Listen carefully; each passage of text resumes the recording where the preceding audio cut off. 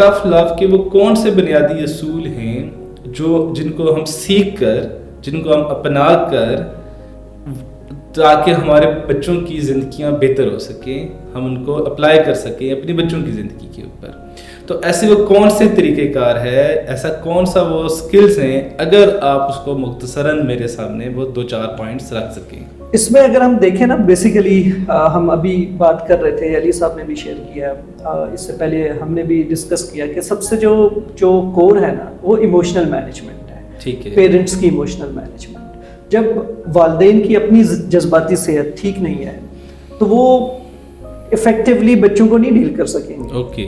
क्योंकि वो खुद ही, जैसे कि एक एंगर प्रॉब्लम है कि कोई एक ऐसे इंडिविजुअल हैं या ऐसे पेरेंट्स हैं जिनको एंगर मैनेजमेंट नहीं है, वो गुस्से में बच्चे की जो है ना तजलील कर देते हैं, उन्हें बुरी तरह से डांटते हैं और एक नेगेटिव वे में अपना एंगर एक्सप्रेस कर रहे होते हैं। तो इसी तरह से अगर बहुत ज़्यादा फियर में हो, आप खौफ में रह के ऑपरेट कर रहे हैं, और इसी के साथ है कि जैसे जैसे अगर मसाइल पैदा होना शुरू हुए हैं, बेसिकली आपकी इमोशनल जो जज्बाती सेहत की टेस्टिंग है ना, वो कब होती है, तो उसके लिए बेसिकली आपको प्रॉब्लम्स जब आना शुरू हो जाती हैं, जब आप देखते हैं कि बच्चे में कुछ ऐसे रवैये पैदा हुए हैं जो आप नहीं चाहते, तो आपकी इमोशनल जो हेल्थ है उसकी टेस्टिंग स्टार्ट हो जाती है। अब आप कैसे रिएक्ट करेंगे, आपने कैसे बिहेव करना है, तो डेफिनेटली आपका बिहेवियर बड़ा इंपॉर्टेंट है। तो अगर आप इमोशनली इंटेलिजेंट नहीं है और आपके इमोशनल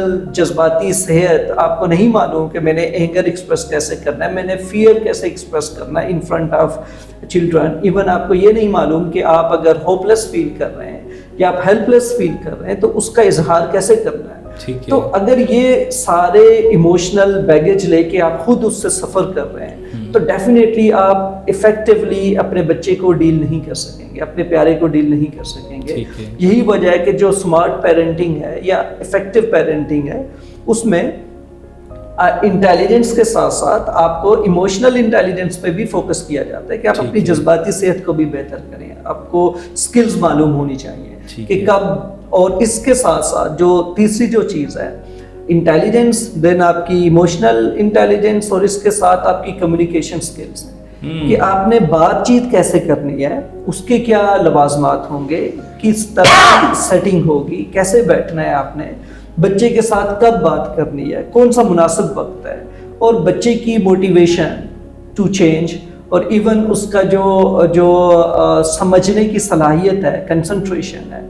अगर बच्चा खुद, क्योंकि अली साहब ने जैसे बताया कि टीन एज में बच्चे बहुत ज़्यादा इमोशनल होते हैं, वो इम्पल्सिव होते हैं, कभी भी ट्रिगर हो सकते हैं किसी भी एक बात। ठीक है। तो इन सारी चीज़ों को समझते हुए आपने कैसे बच्चों के साथ गुफ्तगू स्टार्ट करनी है, तो सबसे पहले वालिदैन की जो रिक्वायरमेंट होगी कि वो साइकोलॉजिस्ट से, वो प्रोफेशनल से अपनी जो इमोशनल रेगुलेशन और इमोशनल मैनेजमेंट है उस पर काम करें। अपने जज्बात से वो आगाह होना चाहिए, उन्हें मालूम होना चाहिए। और सेकेंड इम्पॉर्टेंट जो चीज़ है इसमें कि उन्हें ये भी मालूम होना चाहिए कि उनकी जो, जैसे ना हम अभी बात कर रहे थे कि हम out of the way help कर रहे हैं बच्चों को, ऐसे इस तरह से प्रोटेक्शन कर रहे हैं। कुछ तो नेगेटिव वे में है कि जैसे उनका पेपर फेल है तो कहीं सिफारिश कर दी जाए, उन्होंने कोई गली मोहल्ले में किसी के साथ झगड़ा किया बच्चों ने, उसमें उनको प्रोटेक्ट करना, अपने बच्चों की गलतियों को खुद से संभाला देना और उनको जो है ना हाइड करते रहना, ताकि बच्चों को ये, आप रियलिटी चेक बेसिकली नहीं दे रहे, उनको अकाउंटेबल नहीं ठहरा रहे कि आप जो गलत कर रहे हो बेसिकली ये कंसिक्वेंसेस हैं और ये आपके ऊपर होने हैं। तो मसाइल बढ़ना शुरू हो जाते हैं। बच्चों को पता है यार कुछ भी करके आ जाओ, घर वाले हैं, उन्होंने हमें हिफाजत दे दी है। तो वालिदैन को ये समझना चाहिए कि वो अगर तो उनके पास फाइनेंस है तो वो फाइनेंस अनलिमिटेड नहीं है, वो रिसोर्सेज जो है उसने एक दिन खत्म होना है। तो आज आप ये कर रहे हो सकता है कल आपके पास कैपेसिटी ना हो, या बच्चा ऐसा कोई काम करके आ सकता है जिसका मुदावा आप ना कर सके। तो अपने रिसोर्सेज को लिमिटेड कंसिडर करें। इसी तरह से अपने जो इमोशनल स्टेट है या इमोशंस जो है आपके, उसको भी समझे कि आप मोहब्बत भी एक हद तक कर सकेंगे, आप बर्दाश्त भी एक हद तक करेंगे, उसके बाद आप खुद से परेशानियों में भी मुब्तला होना शुरू हो जाएंगे और ख़ुद आप जो मायूसी है उसका भी शिकार हो सकते हैं। शेम पैदा हो सकती है आपके अंदर, गिल्ट पैदा हो सकता है, क्योंकि आपको लगेगा कि आप चीज़ें नहीं कर पाए। क्यों? कि आपने सोच के रखा हुआ है कि मैं किसी भी हद तक जा सकता हूँ। वालिदैन ये सोचते हैं कि वो अपने बच्चों की प्रोटेक्शन में हर हद पार कर सकते हैं, लेकिन वो हर हद लिटरली पार नहीं कर सकते।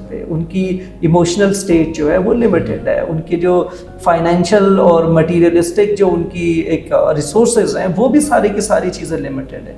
तो इसको कंसिडर करना वालिदैन के लिए बहुत इम्पोर्टेंट है कि वो हर हाल में हर वक्त अपने बच्चों की हिफाजत नहीं कर सकेंगे। उन्हें उसको समझने की ज़रूरत है कि उनकी एक हद तक रसाई है, तो उनकी पहुंच में जो चीज़ है उन्हें इफ़ेक्टिवली करने की ज़रूरत पड़ेगी।